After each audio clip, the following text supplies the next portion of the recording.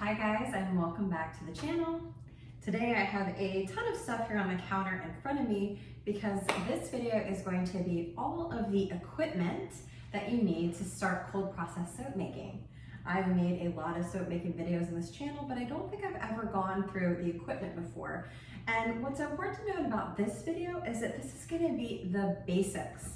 Soap making is like a lot of other hobbies or disciplines. You can go out and spend a ton of money buying lots of sophisticated equipment, but that's not the point of this video. I actually want to show you guys that you can start soap making very cheaply with a lot of things that you might already have on hand. So this is going to be the bare basics. And it's also stuff that I've used for a long time to actually sell soap before I upgraded. So this is highly possible, guys, and my goal is to hopefully inspire you in this video.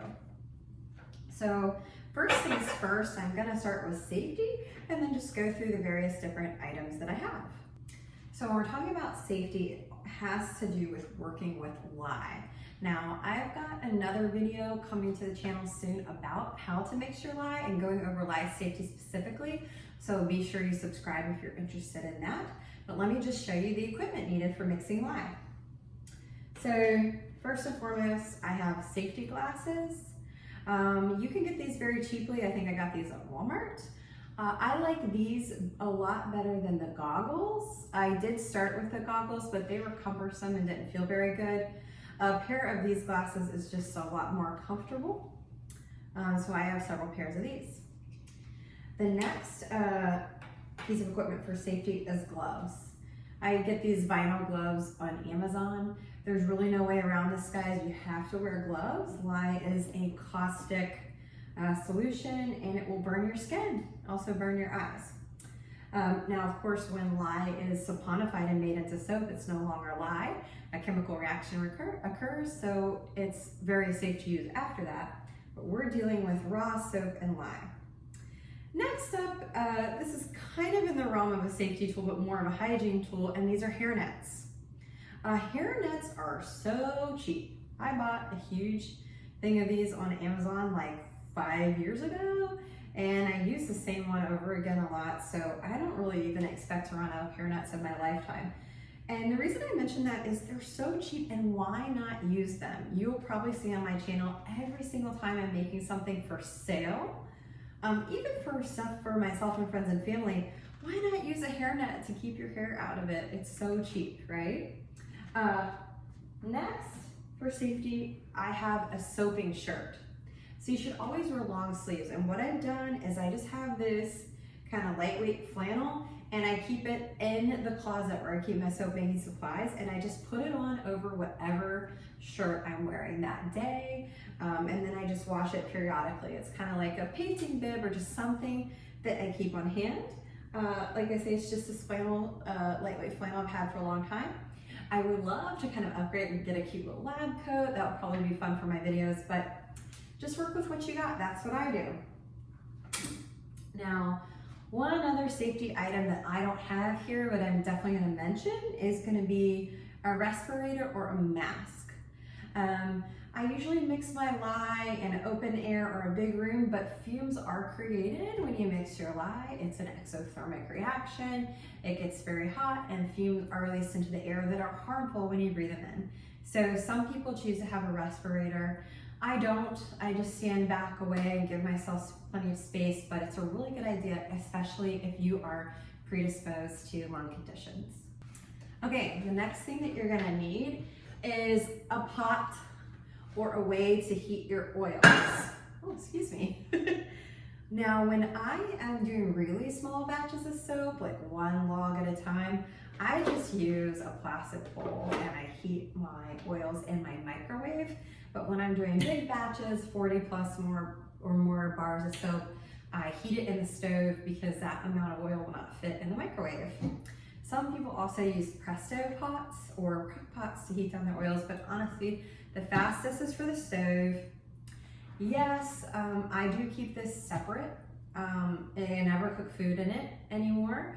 It's just for melting oils now, but It doesn't have to be expensive, guys. If you don't have a spare pot on hand, go to the thrift store. A lot of these items that I'm talking about today are available in the thrift store, and why spend top dollar on it when it's only ever gonna be used for soap making, right? So, something to melt your oils in.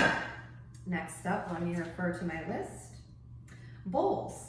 Plenty of bowls and measuring cups. So, I have these plastic measuring cups with a spout. I got these from Walmart ages ago. All of the markings are rubbed off on them, and that doesn't matter because you measure everything by weight anyway and weigh it out. So I use these for measuring lye, for measuring my additives like clays and essential oils. And then I also have bowls with a pour spout on them. Got these from Walmart as well. Some people like to use pitchers to pour to. Any of that's great. But anyway, I have had these for over 5 years. These are the same bowls that I first bought. So like I say, it doesn't have to be expensive. Get them from Walmart, dollar store, or thrift store. Okay. All right, next up, you're going to want a scale. So like I said, everything should be measured out. This scale is the KD 8000 scale. It is an upgrade. I first started with just a flat kitchen scale from Walmart. It was less than $15. Absolutely do those. There's loads of those available at the thrift store as well. So get yourself a scale. Always use recipes that are measured by weight, never volume. I've said this in other videos, but you want to avoid recipes that are measured in cups or teaspoons or tablespoons or drops. Those are not consistent measurements. You always want to weigh every ingredient on a scale. So avoid recipes that have volume measurements. Always go with recipes that have weight measurements. Okay, next up, you're gonna need, aside from your mixing bowls, you're gonna need containers that are specific to mix your lye solution in. I use these Ziploc containers. They're heavier duty, heat resistant plastic. These are small containers. That's because I prefer to mix my lye in like easy handheld containers, and I have a lot of these. But you can also get like a bigger jug or something. But you want a container that's always gonna be just for your lye. And a note on that is you never wanna use aluminum, so this should always be a heavy duty plastic. Some people use heat safe glass, but I just say why not avoid the whole breakable situation with a caustic substance and use something that's plastic. Okay, next up, you're gonna want plenty of scoops. These I got from Walmart. They're plastic like teaspoon and tablespoon sets. I also save the scoops that come in any of my like clay bags and things like that. So plenty of scoops, and you're gonna use those for things like your clays and your botanical additives and stuff like that. I also have plenty of spatulas on hand. I got these from Walmart years ago and I'm still using the same ones. This is gonna be for scraping your bowls and mixing your soap batter. Scraping your bowls is a big part of soap making. You wanna get every single ounce of soap into your mold or container. Next up, immersion blender. Probably one of the most essential items for soap making. I've gone through a few of these and I always have a backup on hand. That is because I do sell soap and I make really large batches at a time. And if my immersion blender shorted out or something, it would literally stop me in my tracks and ruin all my expensive ingredients. So I keep a couple of these on hand. These are also pretty easy to find at a thrift store, but it is something that once you have it for soap, you don't ever want to use it for anything else. So a very cheap one will work. You can get them on Amazon or Walmart, and then you can upgrade to something nicer later, but this is just to get started. I think this was $20. Okay, next up is mason jars. I keep a lot of mason jars on hand, and I like to have these reusable tops, also available at Walmart. They're plastic tops, and then I use these to like pre-sort out, pre-weigh out my essential oils for batches. I keep things like coffee beans, turmeric, other plant additives that go in my soap. They're just really good to have on hand. They're also heat resistant, so that is a big plus. Another thing that is It's better to store like essential oils in glass than it is in plastic because they're non-porous and they won't hold on to like scents and stuff or colors like the plastic ones will. Okay, moving on, we're getting there, guys. Molds. You need some sort of soap mold. I use these 10-inch loaf molds, and then I also use this 4-inch loaf mold for testing. These I get from Brambleberry, but you don't even have to go buy a mold. If you have any silicone cupcake pans, or the very first log of soap I ever made was in a loaf pan. I lined it with parchment paper and poured it right into the loaf pan. That's what I had on hand.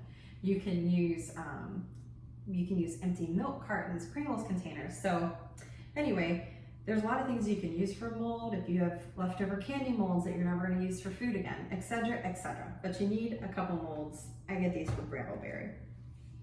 I also have a chopstick on hand because it's really handy for swirling the soap. This was free from a Chinese restaurant.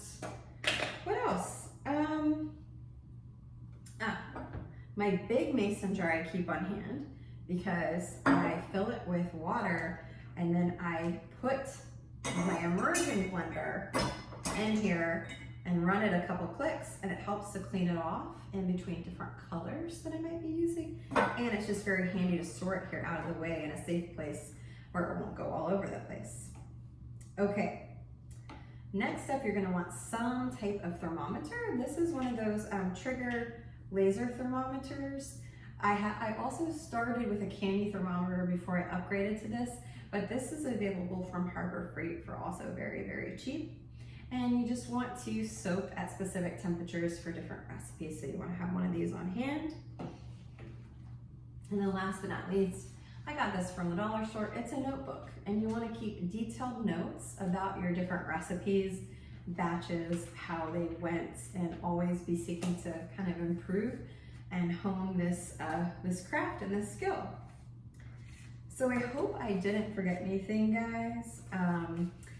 Like I said, this is the basics. I might do another video with all the other fun bells and whistles that you could use in soap making, but I wanted to show you guys just how easy it is to get started. You probably have a lot of this stuff on hand already. If you have any questions or you want to share something below that you use in soap making that maybe I didn't mention, please leave all that in the comments. And I hope this was just kind of helpful if you've been thinking about it, to just encourage you to get started. You don't need as much as you think you do. And I really look forward to seeing you guys on the next couple of videos. Thank you for watching.